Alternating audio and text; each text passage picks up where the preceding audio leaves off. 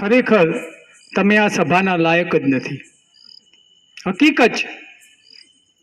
શું પડી છે આ લોકોને કે તમારી દીકરીઓ બચાવવા માટે તમારું સ્મશાન બજારમાં ના ખોરવાઈ જાય એના માટે આ મહેનત કરે છે ને આપણે અહીંયાથી એક આંગળી પકડીને દીકરીને નથી લાવી શકતા.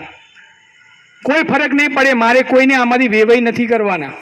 એ ના ફરક પડે તો મને કોઈ વાંધો નથી, પણ કડવો જ છું ને હકીકત છે. અને આનો જ લાભ આ વિધર્મીઓ ગણીએ કે અસામાજિક તત્વો ગણીએ કે લુખોએ ઉઠાવે છે. મારી નજર સામે દીકરીઓ અહીંયાથી એક્ટિવા લઈને જાય છે. કદાચ અહીંયા બેઠેલા લોકોને આટલી વાત સમજાય છે, અહીંથી થોડી દૂર પણ આ વાત જાય છે અને એમને સમજાય છે કે મારા દીકરીઓ માટે વાત કરવા આવે છે. મારે દીકરો નથી, મારે દીકરો છે, દીકરી નથી. પણ મેં આનું મથાળું આપ્યું છે કે દરેક દીકરી મારી દીકરી સમજી અને આ અભિયાનમાં જોડાયો છું. ઘરના તાળાની ચાવી લોક મારીને આવું છું. મારું ઘર છેલ્લે વગડામાં છે. છેલ્લે વાઈફનો ફોન આવજો કે 12 વાગે પહેલા આવજો, બીક લાગે છે.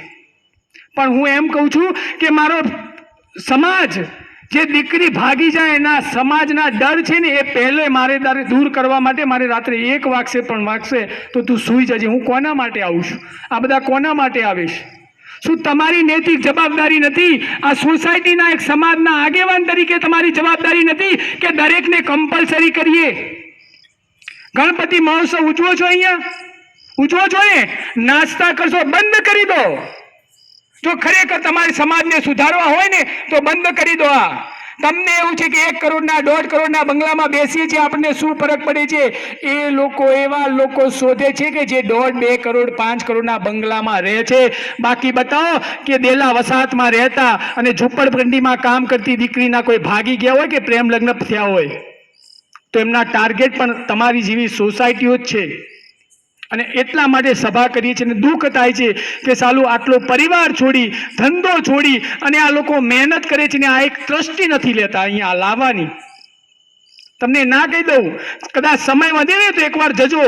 મહેસાણામાં 34-35 આ ગેસ્ટ હાઉસ ચાલે છે.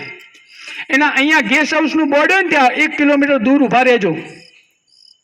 તમારી દીકરીઓના એક્ટિવાની ડેકીમાં 1 ઝૂંકડી કપડાં એક્સ્ટ્રા હોય છે. ના હોય તો કહી દઉં તમને, હું સાક્ષી છું.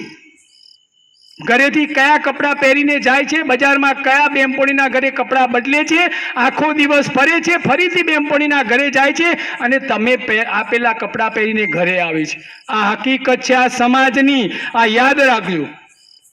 તમારા સોનાના ઘરેણાઓ એ તમારી તિજોરીમાં પડ્યા છે, તમારા લોકરમાં પડ્યા છે.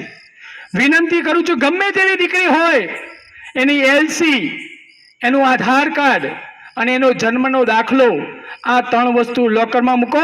બાકી દાગીના સોફા ઉપર મૂકી દો. આ ભાઈઓની તાકાત છે, ફરીથી કમાઈ લેશે. પણ એ દીકરી ભાગી જશે ને તો સમાજની આ 5 કરોડનો બંગલો છે ને એ ઝૂંપડી દેખાશે. અને આવા કેસો જોયેલા છે, કેસો લીધેલા છે. આ બધા જેલમાં ગયા છે, કોના માટે ગયા છે? મારા ઉપર કેસ ચાલે છે, કોના માટે ચાલે છે? મારા માટે. એકય કેસ મારા પરિવાર માટે નથી. સમાજની દીકરી, સમાજને કે અન્યાય થયો હોય ને એના માટે છે. જે પણ અહીંયા આયોજન કરે છે ને, ગણપતિ નવરાત્રિનું આયોજન, એક દિવસ એનું સેશન રાખો. અહીંયા બધા બેઠેલા છે, અમારી જરૂર નથી. તમારે બોલી શકો છો દીકરીઓ વિશે, નથી બોલી શકતા. કોઈ મા બાપ ખરાબ નથી, કોઈ દીકરી ખરાબ નથી.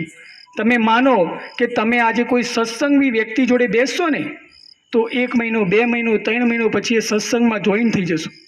તમે કોઈ ચોર જોડે બેસશો ને તો તમને વિચારો ચોર જેવા આવશે.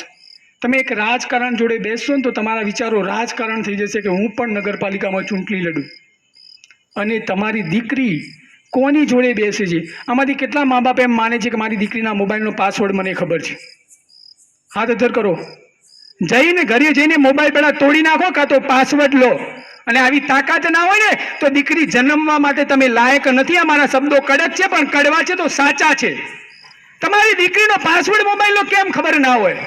મારે દીકરો છે 11 વર્ષનો, જોઈ લો મારા મોબાઈલમાં. એની યુટ્યુબની લિંક અને મારા યુટ્યુબની લિંક સેમ છે. એ યુટ્યુબમાં નાનો કાર્ટૂનનો વિડીયો જોયે ને તો પણ મને બતાવે કે એને શું જોયું છે. દીકરો છે તો પણ હું ચિંતા કરું છું. કારણ કે જોતો તો નથી ને કે ડ્રગ્સ શું છે, દારૂ શું છે, દારૂની પાર્ટીઓ શું છે, એ તો નથી જોતો ને. યુટ્યુબમાં સેમ છે મારીને વાઈફમાં. તમારી દીકરીના પાસવર્ડ તમને ખબર નથી. ના પાડી દો, મોબાઈલ નહીં મળે. અહીંયા જેટલા બેઠા છે એમના 5 મોબાઈલ છે ને એના કરતાં દીકરીનો મોબાઈલ મોંઘો હશે. આટલી તો ચિંતા તમે દીકરીની કરો છો. ના કરો, ભલે દીકરીને જે માનવું હોય માને. તમે નાના હતા ને ત્યારે દવા પીતા હતા. શું કરતા હતા? ના પીવો એટલે નાક બંધ કરીને દવા પીવડાવતા હતા.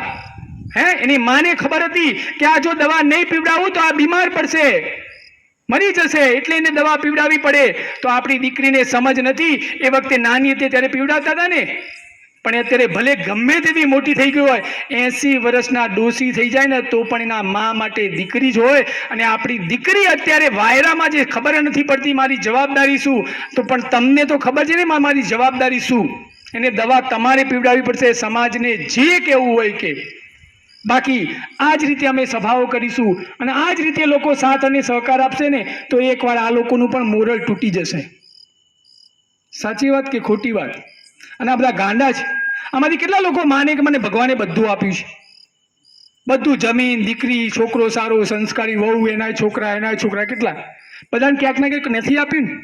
હા, પણ હું એક વાત કહું, જે મને નહીં આપ્યું એવું કોઈને ના આપ્યું એવું કહેજો. બુદ્ધિ કોને ઓછી આપી છે આટલામાંથી? બધાને આપી છે. કોઈ ગાંડું છે હમણાં? આ બધા બેઠા, આ બુદ્ધિ વગરના બધા બેઠા છે, ગાંડા બેઠા છે.